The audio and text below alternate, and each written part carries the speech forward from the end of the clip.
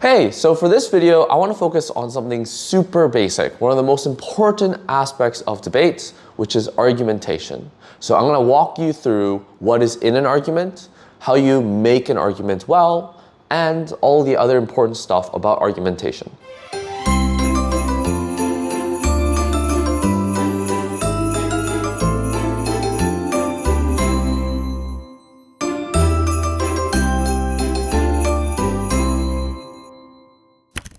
First, we have to start with what is an argument.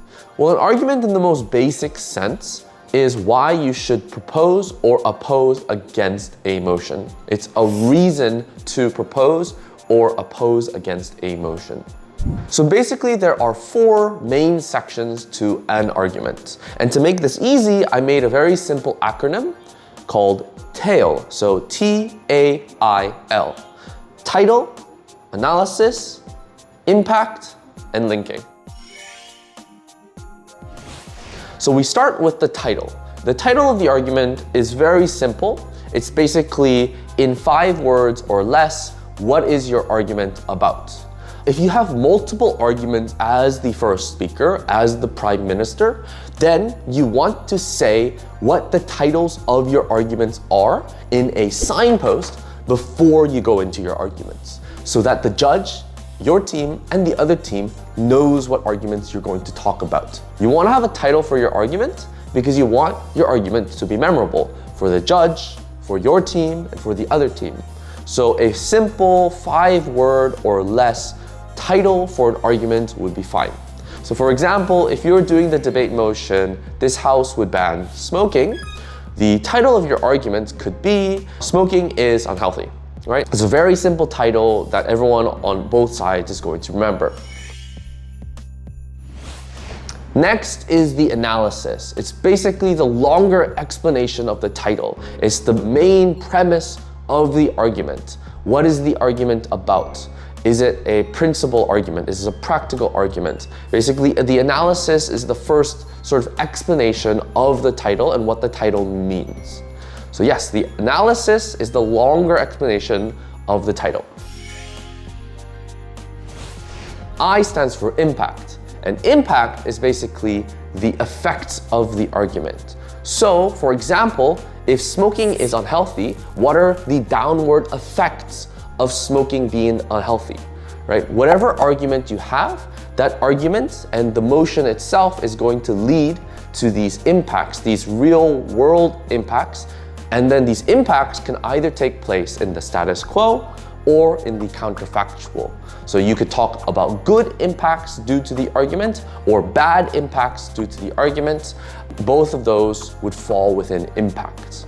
So what are impacts? Impacts are the real world ramifications or effects of the argument.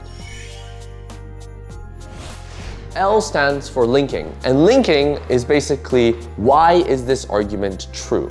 A link proves the veracity, the truth of the argument.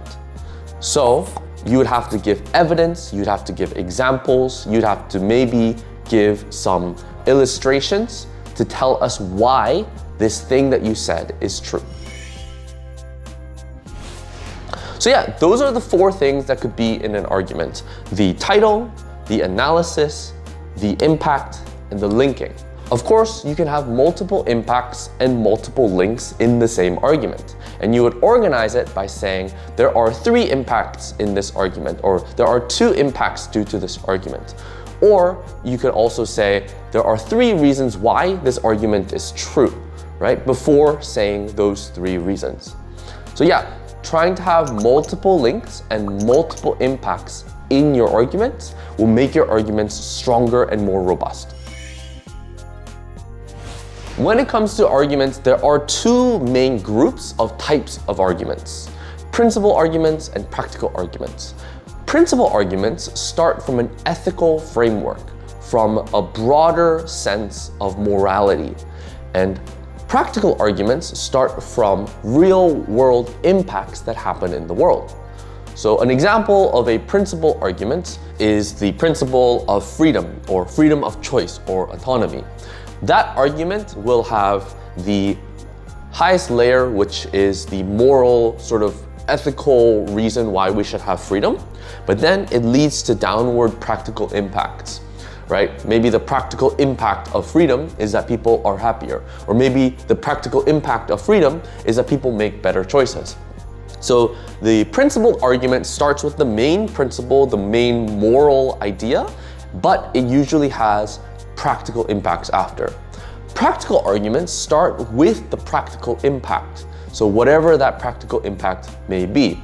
Maybe the practical argument might be that your economy does better, right? So that's the practical argument that starts, and then they would also have more practical impacts afterwards. Maybe because the practical argument is better economy, the practical impacts might be that the people have a better life, or that there is more happiness, or that there is more productivity. But yeah, principal arguments start with the ethical moral idea, and practical arguments start with the practical impact. And then they both go into more practical impact. And sometimes in your argumentation, you can give impacts on what happens in the status quo and what happens in the counterfactual.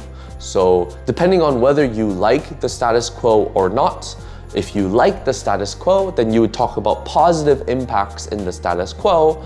And then if you didn't like the counterfactual, you would talk about negative impacts in the counterfactual. Or another way of explaining this is you can explain the impacts of the argument with the motion and without the motion.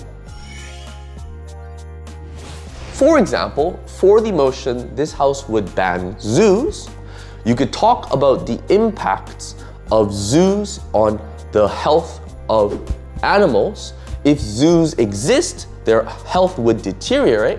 And then you could talk about how if zoos didn't exist, that they would be let back into the wild and their health would get better. So you talk about the impact on both sides of the motion in that one argument. When it comes to arguments, usually in a debate round, in a WSDC or an Asian parliamentary round, you will have 3 arguments. You will have 2 arguments in the first speaker's speech, and you'll have 1 argument in the second speaker's speech. These days, I have seen a lot of debates where they have 2 arguments on both sides or on one side, where the first speaker goes on one larger argument, and then the second speaker has their argument. But yes, usually you will have 3 arguments on each side. But you can have 2 if you want, if you need to. When making a debate case, you should always think, do I have a principled argument and a practical argument? Usually, debate teams will only have one principle on their side that they stand for. So whatever that principle might be, rehabilitation, or freedom, or the role of the government, whatever that principled argument might be, you usually just run one principled argument. So this was argumentation in a nutshell. It's the most sort of broad, simple way that I can explain it. Arguments do look different from each other, and some people have their own style of organizing their arguments because arguments are a little bit malleable. And so figure out how to do argumentation.